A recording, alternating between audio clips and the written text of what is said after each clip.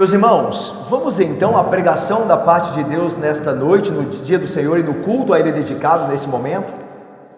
Para isso nós vamos, conforme a liturgia nos conduz, ao primeiro livro dos Reis. Nós voltamos ao primeiro livro dos Reis, capítulo de número 15, irmãos. Vamos então ali a este texto. Por favor, abra a sua Bíblia no primeiro livro dos Reis, capítulo de número 15, para a leitura do versículo de número 16 ao versículo de número 24. Nós, domingo passado, irmãos, vimos, Natália, a administração do filho de Abias, filho de Roboão, e também, por consequência, obviamente, filho de Davi, na reforma que ele instituiu em Jerusalém, no reino do sul, no reino de Judá. Lembram-se? Ele acabou com a idolatria, ao ponto, este Asa, a quem nós estamos vendo, ao ponto de fato, de tirar a sua própria mãe do cargo de rainha-mãe por causa da idolatria dela. Lembram-se? Ele não só extirpou a idolatria, ok? De Jerusalém, como também fez com que sua própria mãe fosse destituída do cargo de rainha-mãe. Ou seja, ele amou o Senhor acima da sua própria família. Ele honrou o Senhor acima da sua mãe, cumprindo o que Jesus estabeleceu como princípio a ser seguido, uma verdade: aquele que honrar a mim mais do que o pai, a mãe, os irmãos, esta pessoa é digna de mim. Mas se alguém honrar mais o pai e a mãe do que a mim, não é digno de mim. E a Asa honrou mais ao Senhor Deus do que a sua própria família, como todos nós devemos fazê-lo. Mas nós veremos nesse texto que Asa, assim como nós, ainda que amemos ao Senhor e sejamos sinceros diante dele, não somos perfeitos. Asa também não era. E é isso que esse texto vai nos mostrar. Okay? Vamos ler então. Versículo 16 diz assim: houve guerra entre Asa e Baasa, rei de Israel, todos os seus dias, porque Baasa, rei de Israel, subiu contra Judá e edificou a Ramá, para que ninguém fosse permitido sair de junto de Asa, rei de Judá, nem chegar a ele. Então Asa tomou toda a prata e ouro restantes nos tesouros da casa do Senhor e os tesouros da casa do rei, e os entregou nas mãos dos seus servos. E o rei Asa os enviou a Ben-Hadad, filho de Tabrimon, filho de Ezion, rei da Síria, e que habitava em Damasco, dizendo: haja aliança entre mim e ti, como houve entre meu pai e teu pai. Eis que te mando um presente, prata e ouro. Vai e anula a tua aliança com Baasa, rei de Israel, para que te se retirem de mim. Ben-Hadad deu ouvidos ao rei Asa e enviou os capitães dos seus exércitos contra as cidades de Israel, e feriu a Ijon, a Dan, a Abel-Bet-Maaca e todo o distrito de Quinerete, com toda a terra de Naftali. Ouvindo isso, Baasa deixou de edificar a Ramá e ficou em Tirza. Então o rei Asa fez apregoar por toda a região de Judá que todos, sem exceção, trouxessem as pedras de Ramá e a sua madeira com que Baasa edificara.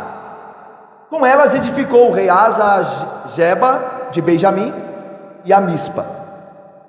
Quanto aos mais atos de Asa, e a todo o seu poder, e a tudo quanto fez, e as cidades que edificou, porventura não estão escritos no livro da história dos reis de Judá? Porém, no tempo da sua velhice, padeceu dos pés. Descansou Asa com seus pais, e com eles foi sepultado na cidade de Davi, seu pai. E Josafá, seu filho, reinou em seu lugar. Uma vez que a palavra de Deus foi lida, vamos orar para que Ele nos abençoe na pregação da mesma e no entendimento. Leiamos, oremos melhor, irmãos. Ó Deus santo e bendito, muito obrigado, Deus, por Tua palavra. Nós estamos novamente quedados aos Teus pés, ó Deus, reverentemente diante de tua palavra que foi lida, e te pedimos agora que o Senhor nos abençoe, ó Deus, na pregação da palavra, que sejamos aqui o ministro fiel à tua palavra, à exposição da mesma, e aqueles que ouvem dispostos pelo Espírito Santo a de coração e mente ouvirem e atenderem a tua voz em tua palavra. Assim nós oramos, com perdão dos pecados, em nome do Senhor Jesus, Rei e Salvador bendito. Amém. Meus irmãos, como nós vimos, a Bíblia elogia o rei Asa por ter pago o preço de trazer a reforma para o povo de Deus no reino de Judá. A Bíblia, de fato, demonstrou que o rei Asa se comprometeu a realizar uma grande reforma, e a Bíblia, de fato, estabelece esta grande reforma como uma das muitas ações do rei Asa e de suas virtudes. Mas, no entanto, não devemos imaginar que o rei Asa tenha sido, irmãos, perfeito. A Bíblia admite francamente várias de suas falhas, e quando as vemos aqui no relato bíblico, nós lembramos de algumas de nossas próprias batalhas espirituais, não é verdade? Pela graça de Deus, nós temos trabalhado na obra do Senhor, nós temos sido sinceros, mas é verdade também que nós falhamos muitas vezes, e ao olhar para o rei Asa, nós nos identificamos com ele. Ele também, pela graça de Deus, pelo poder de Deus nele, fez grandes coisas, grandes reformas, mas ao mesmo tempo falhou em outras coisas. E esse texto de maneira especial fala conosco, porque nós também vivemos esta tensão, esta luta de fazer a vontade de Deus e ao mesmo tempo de não cumpri-la como deveríamos. Irmãos, embora seja verdade que Asa tenha abolido a idolatria, como nós lemos e vimos no domingo passado, ele não exigiu que todos fossem a Jerusalém para o culto público, como Deus havia ordenado. No versículo 14 desse capítulo, diz que os lugares altos não foram removidos por Asa. Olha o que aconteceu, vejam comigo, isso aqui é muito importante. Asa proibiu de se adorar falsos deuses em Judá. Ele acabou com a idolatria dos falsos deuses, mas ele deixou de fazer mais aquilo que lhe era obrigatório. Ele deveria ter destruído os altos onde esses falsos deuses eram adorados. Por que ele devia ter feito isso? Irmãos, nós sabemos hoje que Deus não é adorado em uma região específica, não é verdade? Nós, crentes, não fazemos peregrinação, como fazem algumas seitas, a um local determinado, porque nós cremos que naquele local Deus é mais adorado do que aqui. Nós sabemos que Deus, pelo ensino do seu Filho, o Senhor Jesus Cristo, Ele é adorado em espírito e em verdade, Heloísa, Jonatas. Deus não é adorado mais em um lugar do que é adorado em nosso coração. Por isso nós não temos lugares santos, peregrinações santas, nós não temos nada disso. Nós adoramos o lugar em que Deus, Tiago, nos colocou para adorá-lo. Se Ele nos colocou aqui em Caraí para adorá-lo, que assim seja, e que nós o adoremos em espírito e em verdade.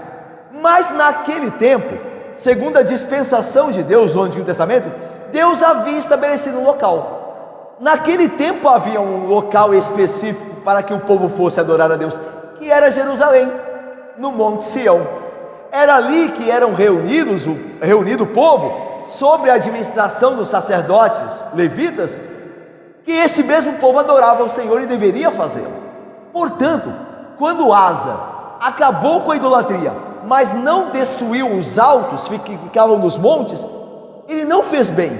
Ele deveria ter destruído os altos, mas alguns estudiosos entendem que ele permitiu ao povo que adorasse a Deus naqueles altos, ao invés de ordenar ao povo que fossem todos a Jerusalém.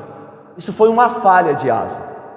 Por assim dizer, a reforma que ele estabeleceu fora boa, mas não completa.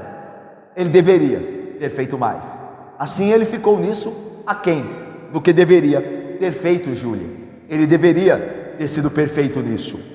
Mas nós vimos também, meus irmãos, que não foi só isto, de fato, que fez com que Asa fosse avaliado como alguém que não foi perfeito como deveria. Nós vemos aqui nesse texto que nós lemos hoje, na palavra do Senhor, que Asa entrou numa aliança com o rei da Síria. Quando Asa deveria ter confiado somente no Senhor, ele entrou em aliança com o rei pagão e, para piorar, ele pegou dos tesouros que eram de Deus, e nós podemos dizer claramente isso, ele saqueou o próprio Deus, ele roubou de Deus, porque quando ele tirou dos tesouros da casa do Senhor, ele tirou daquilo que não era dele, era do Senhor, e ele pegou aquilo para fazer uma aliança política e militar com o rei da Síria, e nisso ele falhou também. Nós veremos isso com calma aqui hoje, mas o ponto é o seguinte, irmãos: Asa não foi totalmente íntegro em sua adoração. É verdade, nós veremos, ele foi sincero, mas ele não foi totalmente íntegro. E nós veremos hoje aqui como avaliar Asa, segundo a palavra do Senhor, e por consequência, o que nós podemos aprender para a nossa vida espiritual, enquanto olhamos para o testemunho de Asa, segundo o que Deus escreveu em sua palavra santa e inerrante. Vamos ver então como isso dá-se início? No versículo 16, o rei não consegue honrar a Deus totalmente. Por quê? Porque em suas relações políticas, ele não confiou no Senhor, preferiu confiar nos homens. Olha aí o versículo 16: houve guerra entre Asa e Baasa, rei de Israel, todos os seus dias. Irmãos, o fato de haver guerra entre Asa, rei de Judá, e Baasa, rei de Israel, não é uma surpresa, não é verdade? Não deveria nos surpreender isso no relato bíblico. Por que não? E vocês se lembram que através do filho de Salomão, Roboão, o reino foi dividido: 10 tribos para o norte, 2 tribos para o sul. E por conta dessa divisão, os outrora irmãos, um reino unido, agora está dividido e se opõe um ao outro, começa a lutar, começa a guerrear. Por isso essa briga, essa batalha entre Asa e Baasa não é de surpreender, por conta do que aconteceu por meio de Roboão, quando o reino foi dividido. Baasa, que se tornou o rei de Israel depois de Jeroboão, de fato, representava uma ameaça terrível ao reino do sul e a Asa. O versículo 17 agora, o próximo versículo, nos mostra esta ameaça que Baasa representava a Jerusalém. Olha só, versículo 17, vamos ler juntos, todos juntos? Me ajudem aí, irmãos, por favor. Porque Baasa, rei de Israel,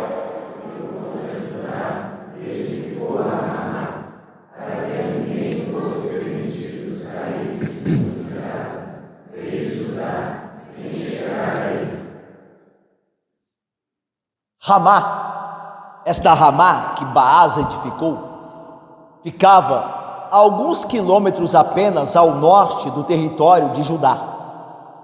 Então quando ao norte o território de Judá chegava ao seu limite, havia a região de Ramá. O que Baasa, rei de Israel, fez? Ele colocou ali uma fortificação, uma barreira. O que ele queria com isso? O rei de Israel, Baasa, o que ele queria? Ele queria fechar o caminho ao reino do sul, de tal maneira que não pudesse chegar suprimentos de quem vinha do norte ao reino do sul, e se alguém do reino do sul quisesse buscar suprimento em algum outro lugar, não poderia, por causa dessa barreira, desse obstáculo que Baasa estabeleceu em Ramá. Essa é a ideia aqui do texto. Então, como é Emily, como é Márcia, como é Daniele, como é Silas, que Baasa se opôs a Asa no sul? Baasa, rei do norte de Israel, colocou uma barreira para que ninguém chegasse a Asa para ajudá-lo, e de Asa ninguém saísse à procura de socorro. Assim ele fez um cerco contra Judá, para enfraquecer Judá. Do ponto de vista político, pense aqui comigo. Asa precisava lidar com isso, certo? Ele precisa de apoio, ele precisa de meios de sobrevivência, e muitos deles estavam fora do reino. Mas agora Baasa tinha um obstáculo, tinha colocado uma fortaleza que impedia que coisas chegassem a Judá e coisas saíssem de Judá, assim enfraquecendo ao reino do sul. E Asa precisava fazer alguma coisa, e parece que a atitude dele é sábia no primeiro momento. Olha só o que ele fez. Ele procurou astutamente negociar uma aliança com os sírios. Olha o versículo 18 e 19. Então Asa, por conta dessa barreira que Baasa colocou, tomou toda a prata e ouro restantes dos tesouros da casa do Senhor e os tesouros da casa do rei, e os entregou nas mãos de seus servos. E o rei Asa os enviou a Ben-Hadad. Ben-Hadad aqui é o rei da Síria, tá? Ben-Hadad, que era filho de Tabrimon, filho de Ezion, rei da Síria, e que habitava em Damasco. E o que o rei Asa mandou dizer a Ben-Hadad, rei da Síria? O versículo 19 diz: haja aliança entre mim e ti, como houve entre meu pai e teu pai.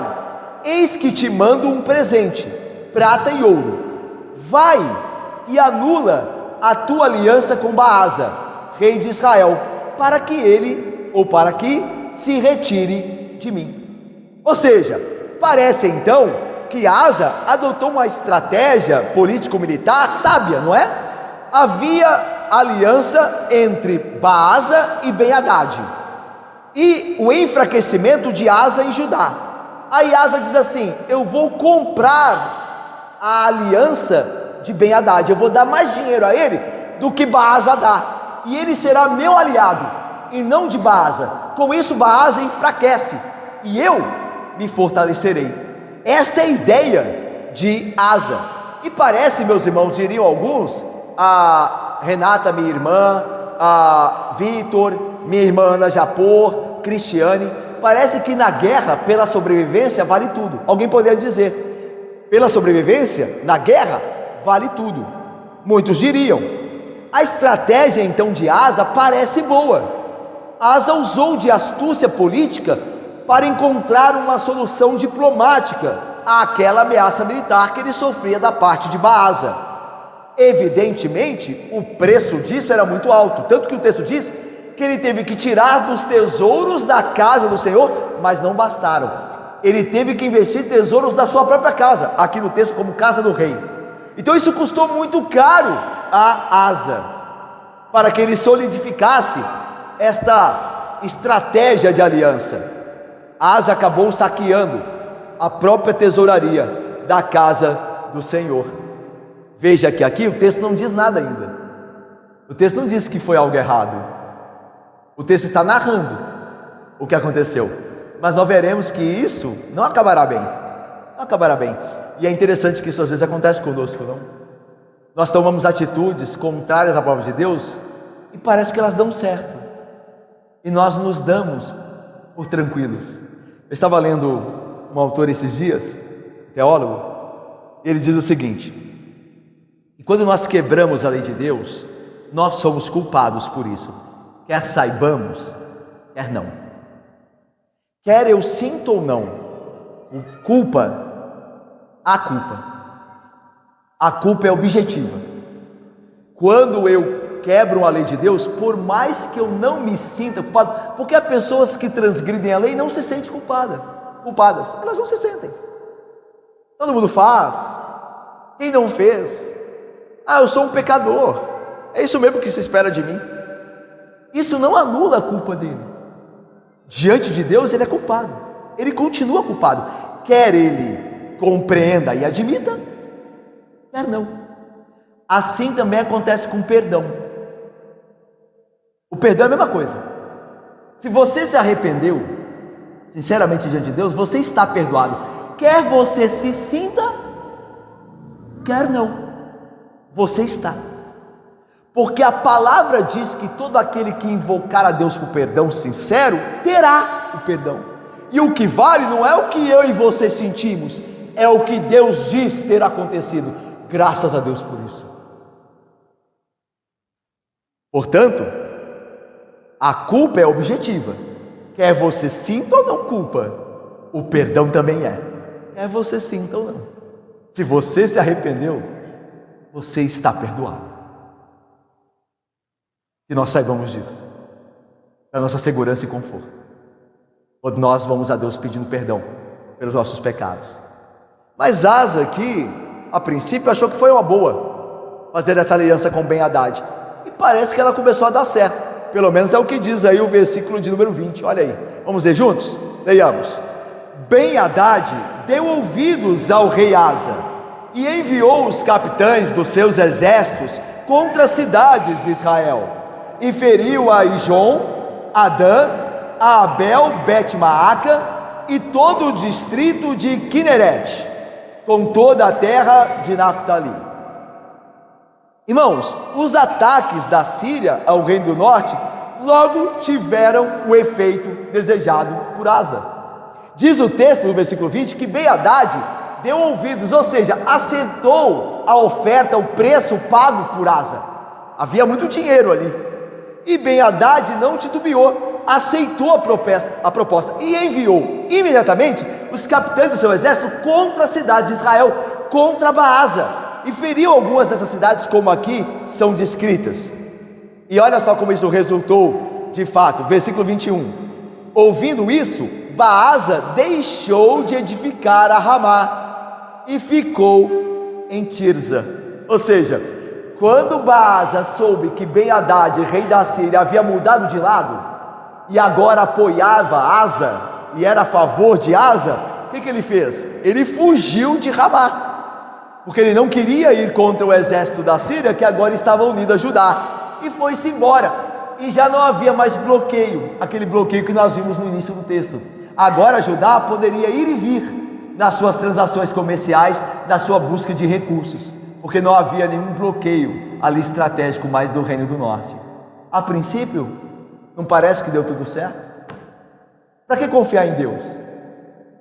Para quê? Para que esperar em Deus um rapaz crente de fato? Ou uma moça que pertence ao Senhor? Para quê? Eu não estou casado agora? Eu não arranjei alguém? Alguém não demonstra carinho por mim? Para quê? Não é isso que eu quero? Me casar? Certo? Para que esperar em Deus? Essas coisas podem dar certo, como a princípio parece dar a Asa. Porque deu. Para que Asa ia confiar no Senhor, se ele podia pedir a ajuda de Baasa? Para que fazer o que é certo, quando pessoas que fazem o que é errado parecem prosperar? Lá no seu trabalho, você lá deixa de ganhar muitas coisas por fazer o que é certo. Tem um monte de gente fazendo o que é errado e parece progredir. Você se questiona, vale a pena esperar em Deus? Confiar nele? Ou é melhor entrar no jogo aqui? Entrar nas trapaças e tramóias que parecem dar tão certo. Nós somos tentados com isso, a todo momento. Vale a pena ser fiel no meu casamento, visto que eu poderia estar aproveitando a vida sexualmente, uma vez que eu estou mais próximo do meu fim, enquanto os tantos aproveitam e parece não acontecer nada com eles? Será que vale a pena? Perguntaria alguém. Certo? Será que vale a pena continuar o meu casamento, uma vez que a minha esposa não me honra como deveria, ou meu marido não me ama como deveria ser amada, como o Senhor ordena? Vale a pena sofrer esse tempo todo? Não há um caminho talvez melhor, mais certo, aparentemente? Nós sofremos essas tentações diante das pressões que nos cercam. Versículo de número 22 diz assim: Então o rei Asa fez apregoar por toda a região de Judá que todos, sem exceção, trouxessem as pedras de Ramá e a sua madeira. Agora a Ramá estava abandonada, né? Porque Baasa tinha saído dela. Então agora eles foram aos espólios, né? E aí diz mais: com que Baasa edificara, com elas edificou o rei Asa a Geba de Benjamim e a Mispa. Então agora, meus irmãos, parece que Asa e o reino de Judá estão mais fortes do que nunca, não é verdade? Houve aqui aparentemente um triunfo da diplomacia internacional, não houve? Deu certo, gente, deu certo.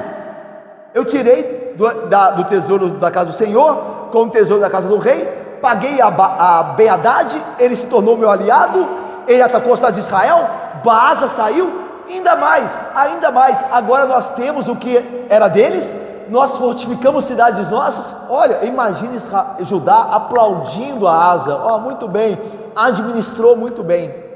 Talvez foram poucos que perceberam que havia algo errado ali, um princípio errado, que ele devia ter esperado no Senhor e não ter saqueado a casa do Senhor. Eu creio que poucos perceberam isso, porque aparentemente tudo acabou muito bem. Mas será que foi mesmo? Será que acabou mesmo? Para comprar o favor dos sírios, Asa precisou roubar a prata e o ouro da casa de seu Deus. Ele usou esse tesouro roubado para persuadir o rei da Síria a quebrar a aliança com Israel. E é interessante aqui, né? O rei Asa usou dos tesouros da casa do Senhor para fazer um outro homem quebrar a sua aliança com quem havia estabelecido antes.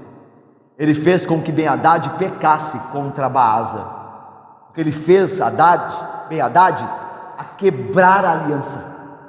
Você não deve quebrar uma aliança, deve honrar a aliança. Veja o que Asa fez. Ele era um crente, mas veja o que ele fez, porque não confiou no Senhor.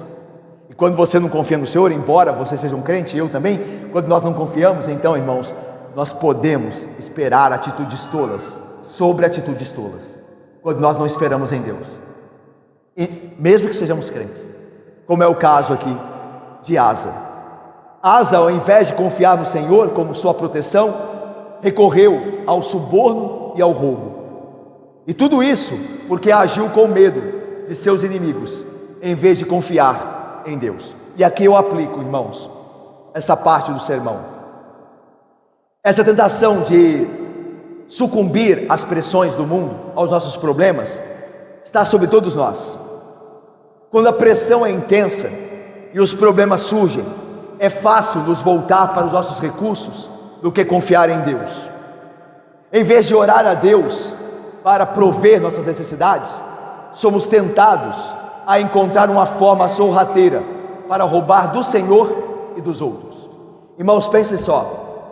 Quando nós somos, imagine que os estudantes aqui da igreja tem uma prova durante a semana, algumas provas em uma semana determinada, e a pressão é muito grande, não é? Hoje mesmo teve Enem, não foi? A pressão é muito grande, não é? E nós começamos, ao invés de confiar no Senhor, a roubar do Senhor. Como nós roubamos do Senhor? Como nós podemos roubar do Senhor nesse caso? Por exemplo, quebrando o dia dele, ao invés de estar na casa do Senhor, com a igreja do Senhor adorando, estudando. A pressão é grande, eu não vou à igreja, eu vou estudar. Eu estou roubando do Senhor. Roubando o que, irmãos? Roubando o dia dele, o sábado, o dia do Senhor, que não é para isso. Porque a pressão é grande, não é?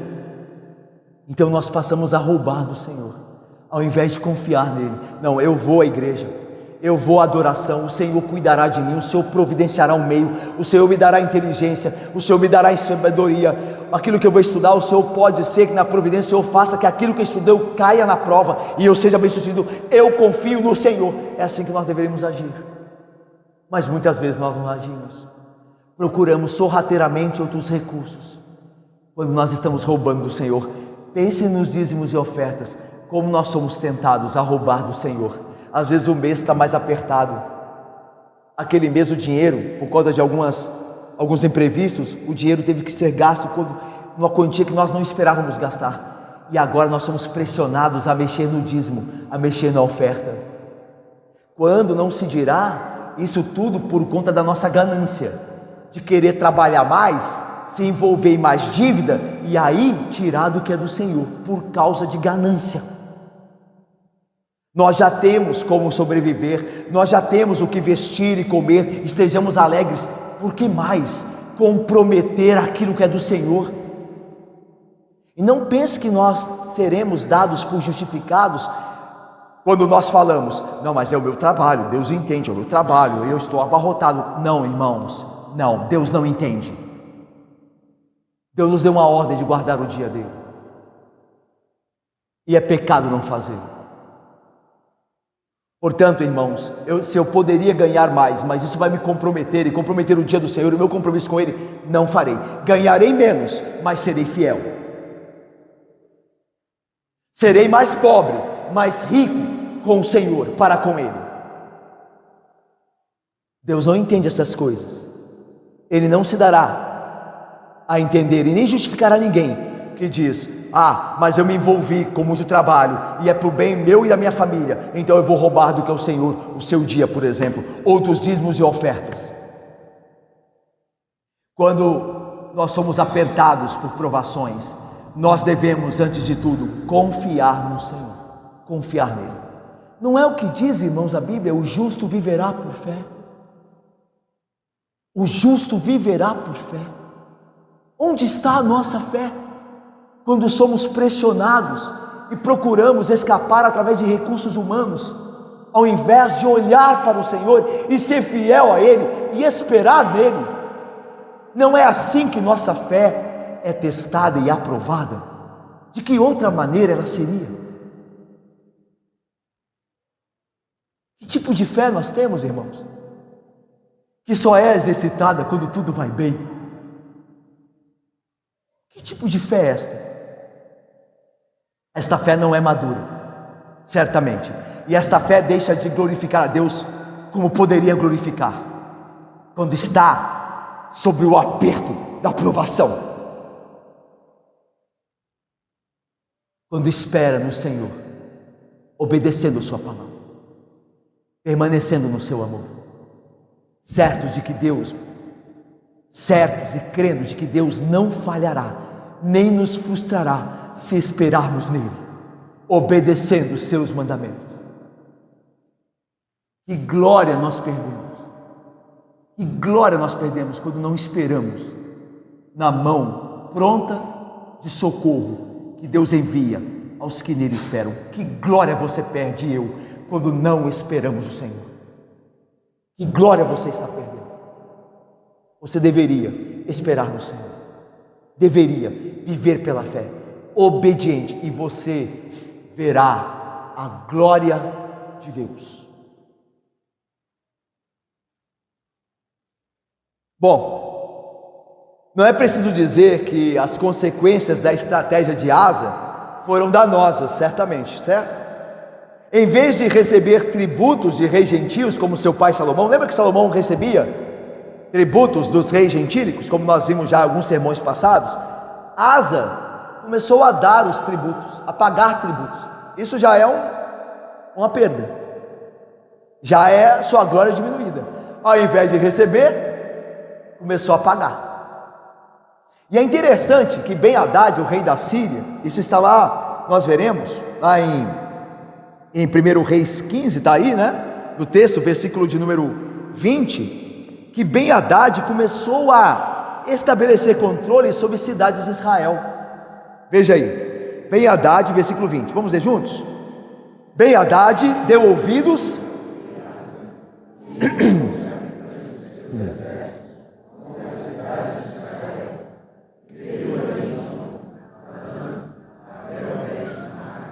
e todo o distrito de Quinerete, com toda a terra. Em outras palavras, meus irmãos, a estratégia brilhante, entre aspas, de Asa, fez com que um pagão, um gentio, possuísse terras de Israel. Que brilhante estratégia, não?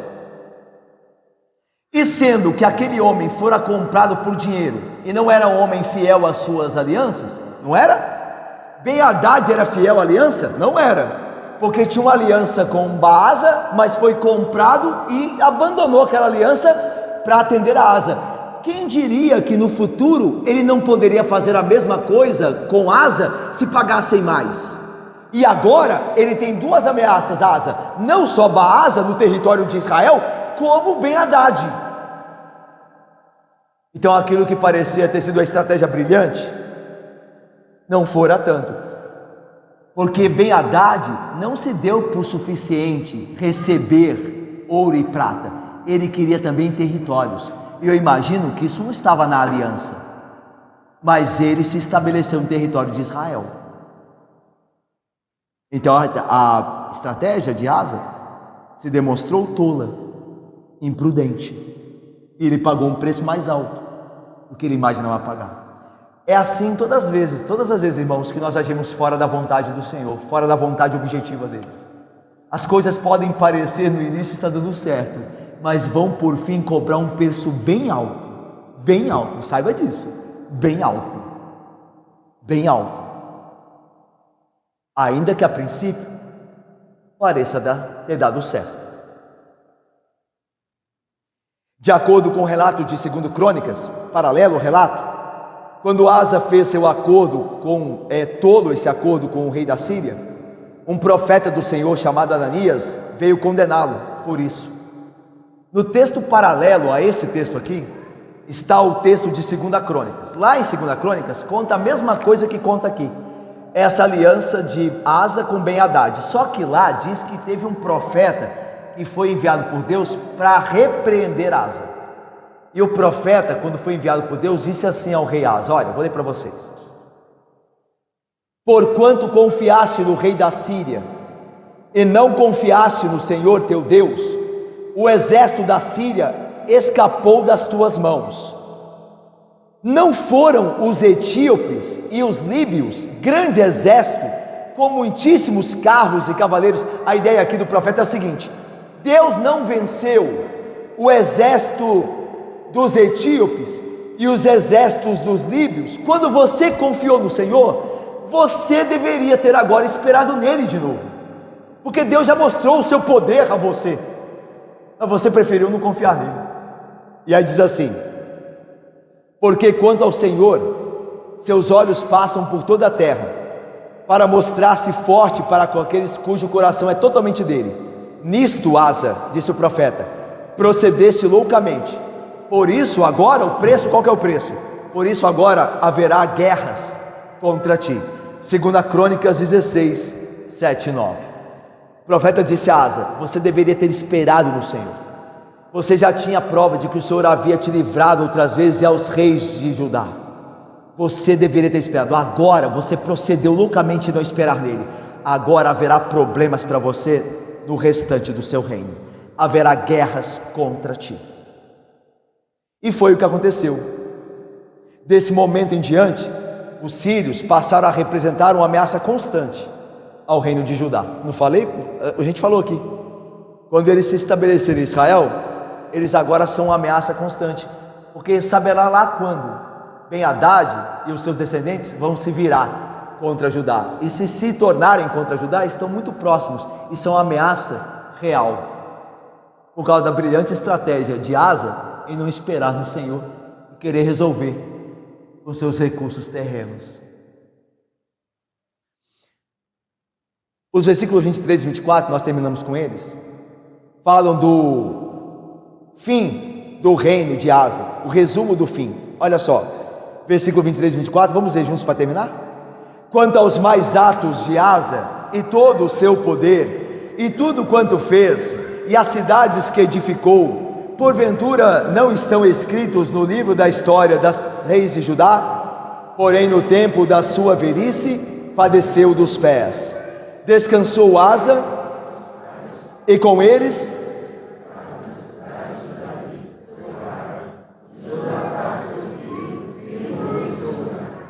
meus irmãos, após esse relato resumido do fim do reinado de Asa, resta-nos aqui nesse momento avaliar sua vida. Normalmente, irmãos, nós vemos as coisas preto no branco, não é verdade? Normalmente nós queremos ver as coisas preto e branco, mas há algumas áreas a serem investigadas e julgadas que são meio cinzentas. É por isso que a Bíblia, de fato, descreve sucesso circunstancial e fracasso pactual no mesmo personagem. Não é verdade? Você conhece personagens da Bíblia que foram heróis da fé, mas que ao mesmo tempo fracassaram terrivelmente em outras áreas da vida.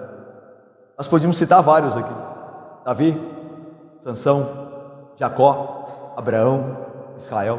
Todos eles tiveram grandes conquistas, foram homens de Deus, mas falharam em muitas outras coisas. Asa Foi herói ou vilão? Santo ou pecador? É impossível colocá-lo em apenas uma dessas categorias. É verdade, ele queria servir a Deus e às vezes o fez, mas também é verdade que ele fez concessões espirituais que iam contra tudo o que o reino celestial representava.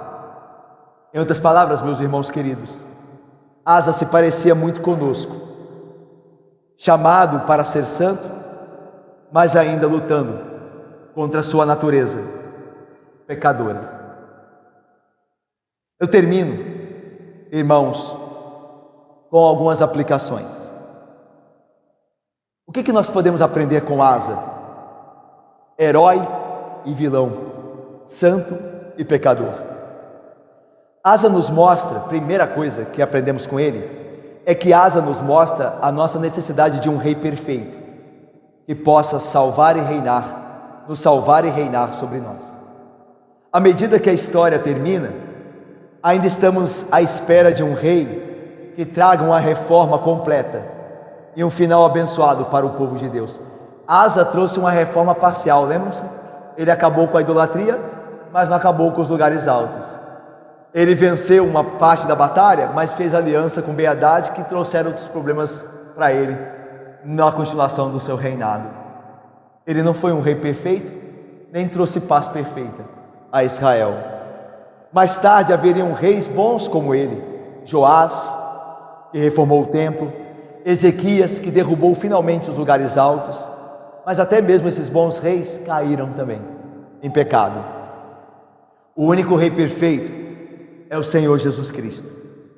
Somente Cristo tem o poder de destruir todas as nossas idolatrias pecaminosas e de nos ajudar a pagar o alto preço do discipulado e de nos proteger de todos os compromissos que destroem a nossa fé e nossa alma.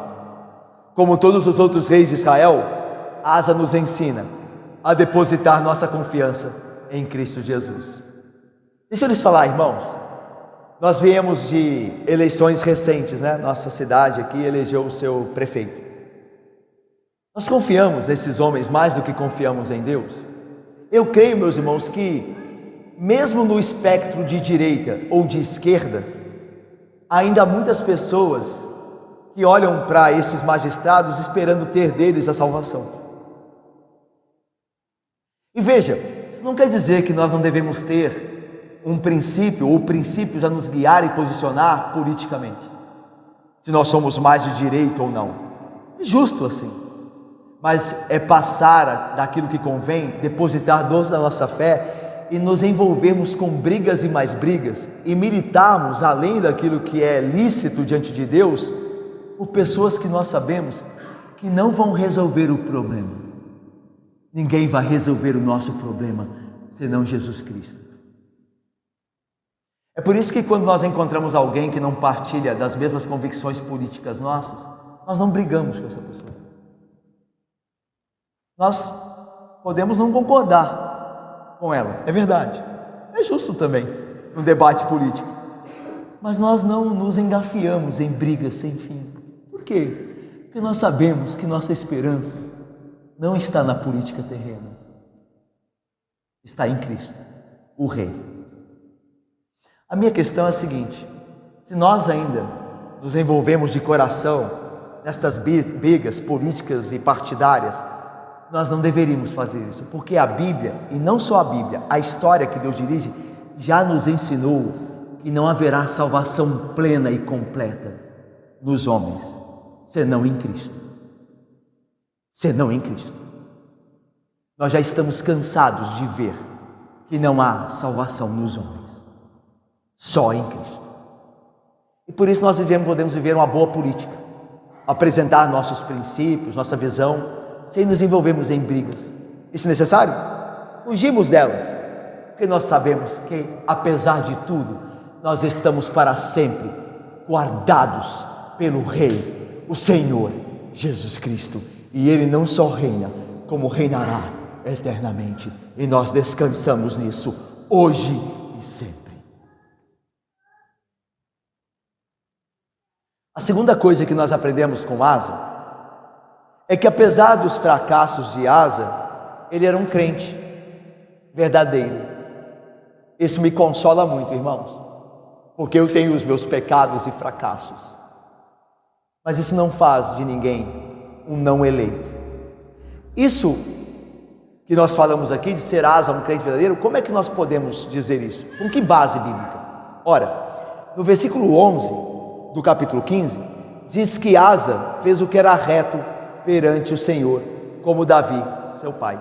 Quando a Bíblia compara o rei Asa a Davi, ele está dizendo que o rei Asa tinha um coração como Davi. E nós sabemos que Davi, apesar também de suas falhas, era um crente sincero, era um servo de Deus.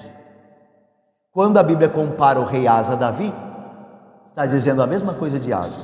Mas para melhorar ainda, tem o versículo 14. Olha o que diz, olha que lindíssimo que diz no versículo 14. Vamos ler juntos? Leiamos aí o final que diz o coração de Asa. Vamos ler? O coração de Asa foi todos os seus dias. Olha que declaração bendita. Apesar das falhas dele, de Asa, apesar de suas dificuldades, o coração dele era sincero. Irmãos, um coração sincero é um coração que se entende como pecador, que entende e reconhece suas falhas, e que recorre a Cristo pedindo perdão e transformação. Esse é um coração sincero, é o que Deus deseja, um coração sincero. Perfeição nós não alcançaremos até que venha o Cristo. Aí sim, nós alcançaremos e seremos como Ele é. Até então, até lá, nós viveremos com falhas e dificuldades. Mas isso não nos isentará de um coração sincero. Um coração sincero. Você tem um coração sincero? Você é sinceramente do Senhor? Quando você peca, você lamenta e chora. Você olha para si mesmo e diz: eu não devia fazer isso, eu não deveria ser mais assim. Eu não deveria ser mais assim. O Senhor Jesus não me comprou para fazer essas coisas que eu tenho feito. Ó Senhor, me ajuda. Me ajuda, Senhor. Me ajuda a não fazer mais isso. Me ajuda a não ser mais assim. Esse é um coração sincero. Esse é um coração verdadeiramente transformado. Que esperança, irmãos, esses versículos que nós lemos sobre Asa nos traz. Sobre aquele que deseja viver para Deus, mas continua a sua luta contra o pecado. Asa foi aceito por Deus. Um testemunho claro de que pecadores são salvos pela graça. Embora o rei estivesse longe de ser perfeito, o rei Asa, Deus considerou a sinceridade do seu coração, de um coração verdadeiro. Reconhecendo que a fé de Asa foi sincera, que o seu desejo era servir a Deus, Deus o aceitou como era, não em função dos méritos dele, mas em função do perdão gracioso que Deus concede àqueles que o buscam sinceramente e clamam por misericórdia. Irmãos, eu termino. Essa é a única esperança que todos nós podemos ter. Nossa salvação não depende do nosso esforço ou do nosso serviço oferecido a Deus, embora nós o fazemos, mas imperfeitamente, não é verdade? A nossa salvação depende exclusivamente da graça de Deus nos aceitarmos ainda como pecadores, através da nossa união mística, misteriosa com Cristo pela fé. É assim que nós somos salvos, pela fé em Cristo Jesus. Um coração verdadeiro é um coração que confia no perdão que Deus dá e oferece em Cristo. Não podemos negar os nossos pecados, nós os temos. No entanto, nosso Salvador pode nos dar coração verdadeiramente arrependido diante dele todos os dias, para depois, quando nós morrermos, depois de ter servido, apesar de nossas falhas, sinceramente a Deus, sempre arrependidos e contritos, então quando nós morrermos, nós sejamos unidos, não só a Asa, mas a Davi, a Moisés, a Isaac, a Jacó, a Abraão, todos eles santos, porém falhos, mas sempre sinceros diante de Deus.